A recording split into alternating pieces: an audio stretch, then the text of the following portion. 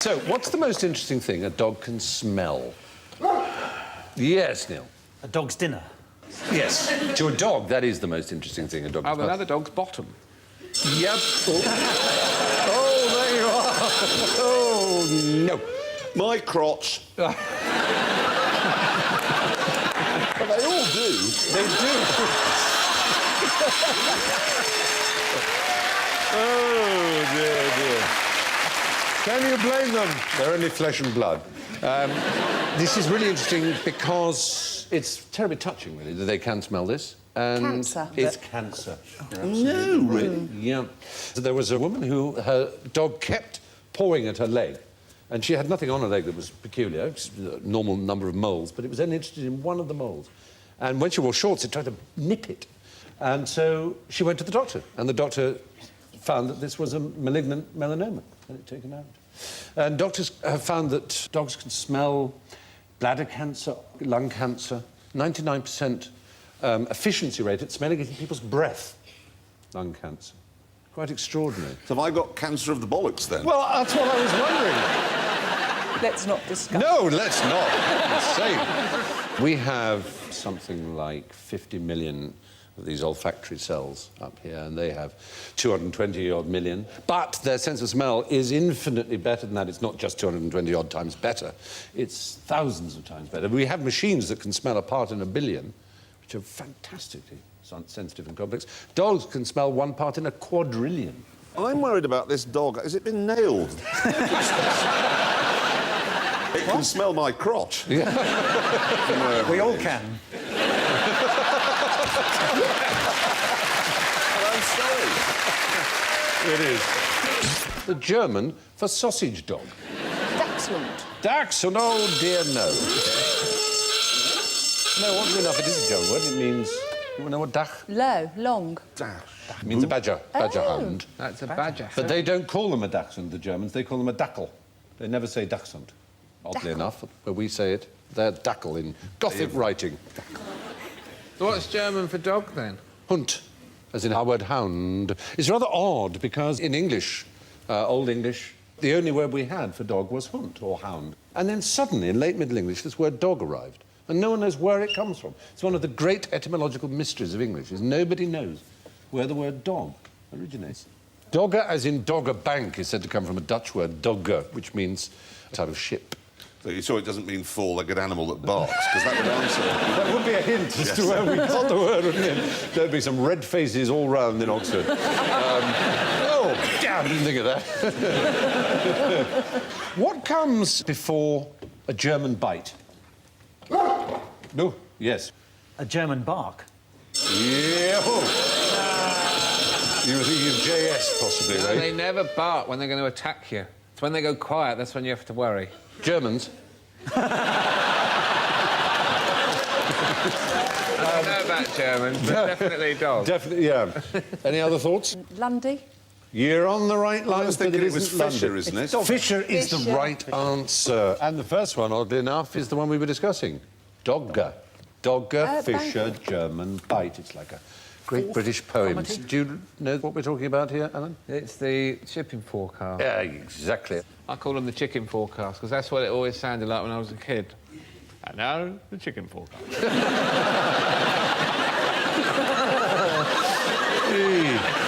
So you get things like Seoul, Lundy, Fastnet, southeasterly 4, or 5, backing northwesterly 5 to 7, veering easterly later in Lundy, rain or showers, moderate or good. What's the difference between backing and veering? It's weather. The chicken of backing or the chicken of veering, that's what it's about. Wind Veering means the wind is changing in a clockwise direction. Backing means it's changing in an anti-clockwise direction. And they always start where? Which one is the first one? When they go Rockall. through the areas. No, they don't start with Rockall. 40s. No, Faroes, Bailey, Hebrides. Viking. Viking is the first one. Oh, damn you. It goes Viking, north at Sierra, south at Sierra, 40s, Cromarty, fourth time Dogger, Fisher, German bite, and so on. So there you are. Sierra, German bite invariably follows Dogger and, as Jeremy so rightly pointed out, Fisher in the shipping forecast. But there we are. What do bees do better than dogs? Yes, Jimmy. Make honey? No, It's probably true, I have to say. Probably true. You're giving me probably on making honey. OK, fine, if that's the way you want to play it. I'll give you that one. But Thank you very much. I'm currently in the lead. yeah. They're better at sneaking up on you than dogs are. Like, you would never know if a bee had sniffed your crotch, would you? Well, you might not. There'd be a buzzing noise, but oddly enough, you've used a word in there. Is it crotch? Sniffing. Sniffing. Sniffing. We use dogs to sniff in customs and for security. Sniffer bees. For explosives and for drugs. And do you know what? It takes a dog about 3 months at least to be trained to be a sniffer dog. It takes a bee 10 minutes. All you have to do is put it in a box, all right, add the smell and some sugar simultaneously, do that a few times, and it will instantly associate that smell with sugar and a reward. And then next time it comes across that smell, its proboscis will come out, and if you set it all up right, it will cause an alarm. So why aren't we in airports killing bees then? It's beginning to happen. Unless Is drug it? dealers had an allergy to stings, I can't see them being pinned up against the wall by a policeman. with a bee on a bit of kite, you know, like kite twine. There's a company called Sentinel which has developed this, and it is beginning to be used by the military and by airports and by various others. You pop a bee in a little box and you train it. That's not a little box, that's like the worst rucksack ever invented. What if they like savoury stuff? You know, what if they just haven't got much of a sweet tooth? The great thing about bees is they only like sugar. But I like admit me. there may be a rogue bee that likes meat or salami, and that would be useless. Pasties. Pasties, for Then he example. wouldn't be able to do that as a job. Cornish bee, yeah. You shove a few in a box, and then you waft them near the thing that you want to check. There it is. Well, it's not a bad idea, because that was always the old joke about the best way to smuggle drugs would be, obviously, in a dog's bum. Because when the sniffer dogs come through... as soon as the dog goes, you just go, come here, you naughty little thing. Whereas with bees, how much could you get in a bee's bum? Very little. Very little. My dad once punched a bee. Punched a bee? Yeah, it sort of went for him, and it was huge, so he just punched it. So, you know, we said it was like a velvet tennis ball. It's a rather beautiful phrase. Velvet tennis balls of the sky. I like that he was thinking of such poetic things while he was punching a bee. And bees are valuable, and as we know, they're in trouble. There seems to be this That thing one called- was. Yeah, that was. Thanks for Chinese give wine to their dogs. What do you reckon? Oh, because they were legends. So it's miniature Pekingese that we are talking about. They were also known as sleeve Pekingese. They used to keep the dogs up the sleeves. It's partly to keep their hands warm, but it's also a hilarious form of self-protection. Because if anybody comes near you, just go, like that. Dogs up your sleeves. So obviously, if you've got a sleeve Pekingese, you want them to be as small as possible. And one of the things they thought was if you gave rice wine to puppies, it would stunt their growth. I tried this with my children, and honestly, they're enormous. I have no idea what's happened there. And they used to squeeze them as newborns to try and keep them small, and they used to fit them with a wire mesh waistcoat to try and... I know, it's awful. I have no idea why they thought giving wine to a dog would keep it small. I have to say, do not give alcohol to dogs. Their kidneys are not adapted to process it. And in fact, the practice was banned eventually by an Empress Dowager Ju Shi, she died in 1908. She stopped it. Oh, look at the Ferrero Rocher that she... Yes, she... Respecting the ambassador. Can't give that to a dog either. That's very naughty. No chocolate. Do not give chocolate. I'm from Borneo. There's a tribe in Borneo that cooks meat by passing it through the digestive system of the dog. And so you feed the dog like chunks of meat and then squeeze it so that it gets cooked by the acid, but it's not long enough for it to get digested, and out the butt comes a lovely little sort of ceviche. Like a magician, like pulling sleeve. Yeah. How are you doing with that, having that thought? I don't like it. How old do you think the Pekingese breed is? 7 million years. Same as yoga, then. 1,000 years. It is really old. It's one of the oldest dog breeds. Dog remains have been found that look a bit like them in the Middle East and in Europe dating back 12,000 years. They're one of the least genetically diverged dogs from the wolf. You wouldn't think it, would you? Especially the one on the top left. Yeah, so... that has been blow-dried. That's been held under a hand dryer. Or just put up and down in one of those Dyson ones for eating. But keeping dogs in sleeves, no stranger than putting them in a handbag. So in New York City, the subway prohibits dogs unless they're carried. You sure that's a dog? If not, it wants shaving. He's just texting his doctor. Yeah. Which breed of dog makes the best kebab? You need one with an opposable digit to make any kind of sandwich. Very good. What about a sheepdog? Whoa! I was going to say sausage dog, so I'm glad I went with that.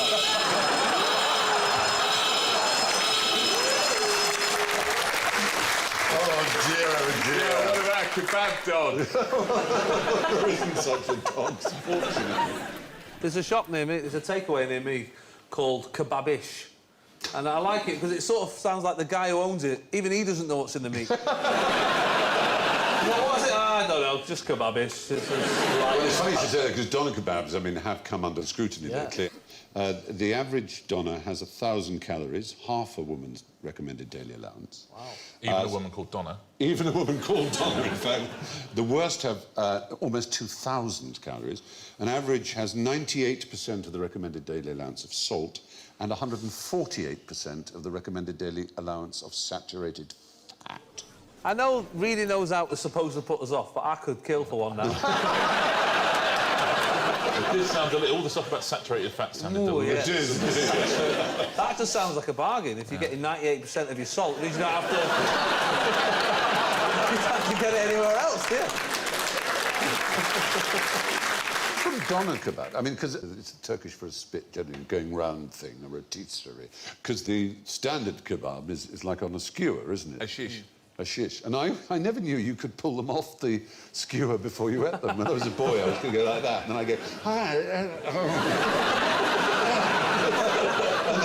I saw someone just pulling them all off.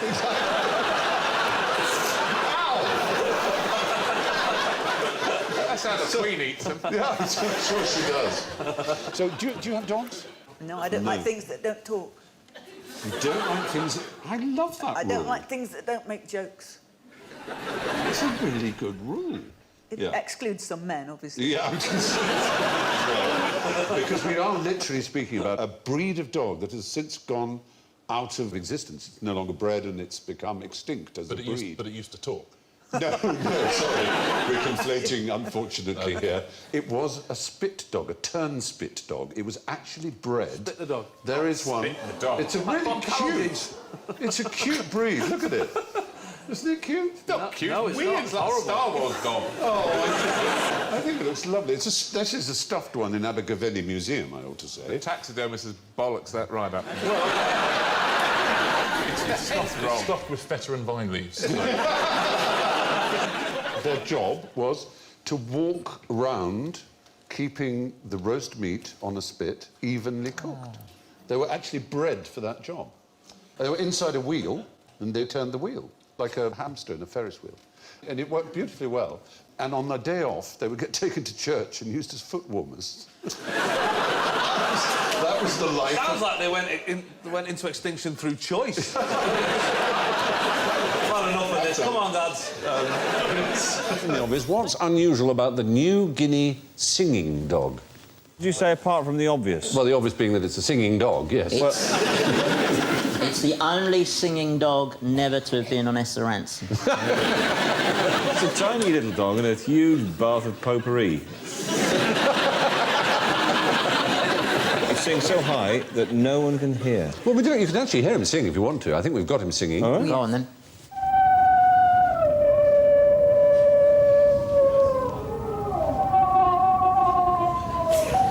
That's like Gracie Fields falling off a cliff, isn't it? Well, a pretty little dog. It's a mixture, supposedly, between a fox and a dingo. But it has no feet. actually never moves. It's stuck in the ground. Now that's where you're wrong, young Davis. It's the only dog that climbs trees. Yes is the right answer. Well done. Absolutely brilliant. Well done. Absolutely spot on. Like tigers, the New Guinea singing dog is also extremely rare in the wild and is best known from the 150 examples living in the US. There are more of those in the US than in its natural habitat. Again, dogs, like chickens, have an amazing... How many chromosomes have you got as a chicken, do you remember? 78. 78, well done. 78, God, you really are absolutely on fire, young David. Who gets the lion's share of online viewing? I don't know, but that horse looks like Donald Trump. We had a cat who used to watch the telly. He watched a documentary about urban foxes. And he watched the whole programme with his paws up on the back of the chair looking at it like this. And about 6 months later, they repeated it. Yeah. And he watched it all again. And every time a fox went out of the side, he went like that. Probably birds as well. Birds probably watch a lot of TV because they're in the room, aren't they? What about people who hang their budgie by the window so it can see the other birds outside? Is that not the definition of evil? Anyway, none of this is what I wanted to talk about. Is it lions? Yes, no. Surprising. Blue whale.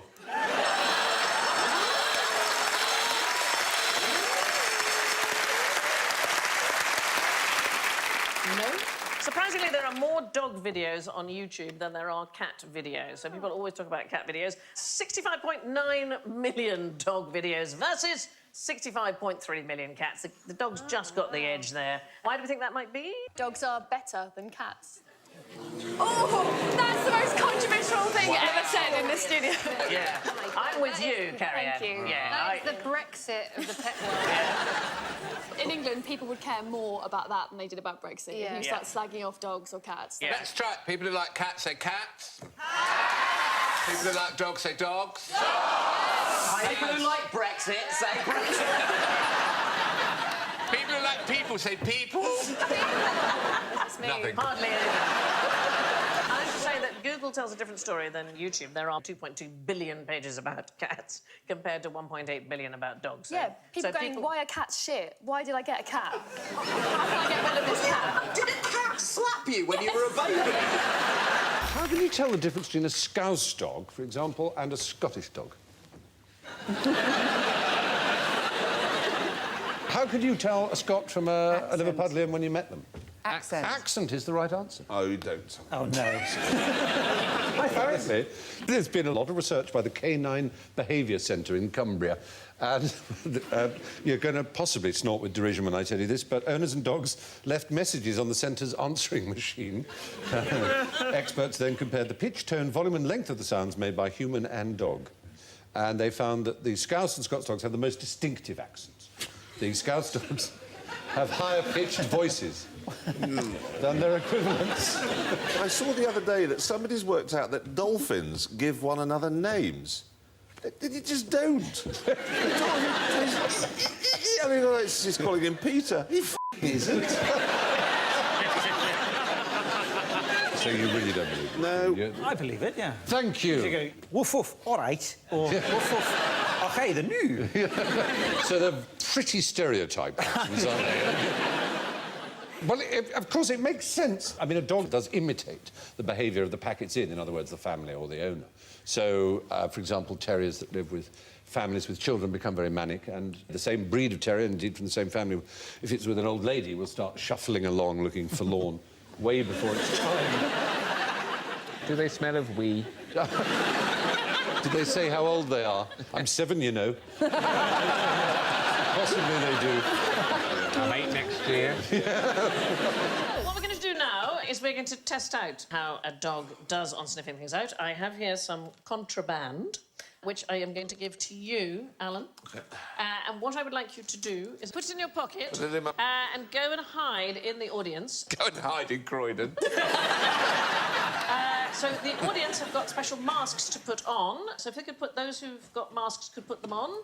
Oh, my God. So it's terrifying. Oh, I'm sick of seeing. That's awful. Terrifying. Because you do it. Now, this is a very special episode of Jonathan Creek. I never thought I'd be involved in a live game of Where's Wally? OK, we now welcome, please, to the studio from the RAF Police, Corporal Sam Robson Rodriguez and Rex.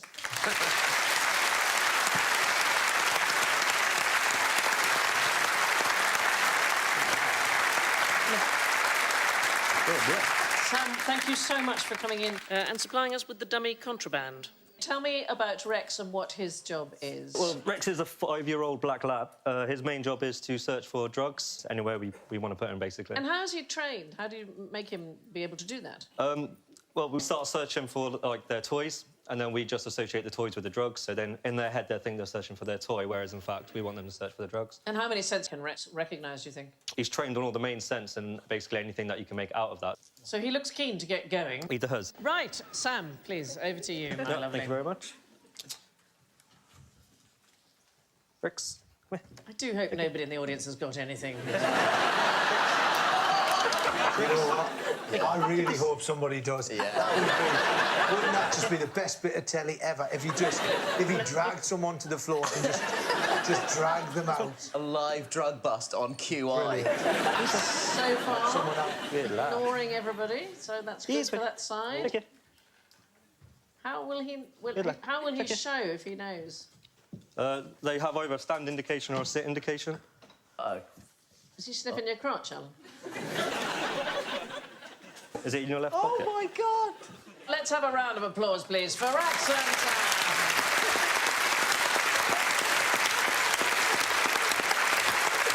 Sam and Rex, very good. Thank you very much.